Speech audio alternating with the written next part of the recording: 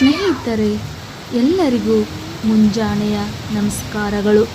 ಸ್ನೇಹಿತರೆ, ಇದೊಂದು ಸುಂದರವಾದಂಥ ಮಾತಾಗಿದೆ.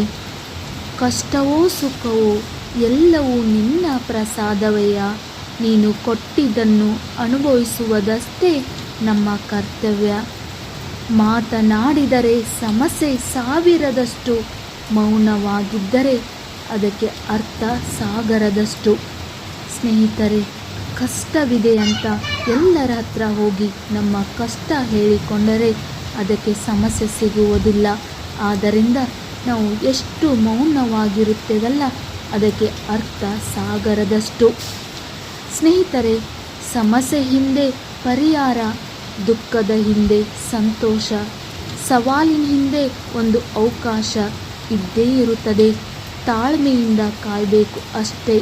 ನಾವು ಎಷ್ಟು ತಾಳ್ಮೆಯಿಂದ ಕಾಯಬೇಕು, ಸಕ್ಸಸ್ ನಮ್ಮನ್ನು ಹುಡುಕಿಕೊಂಡು ಬರುತ್ತೆ.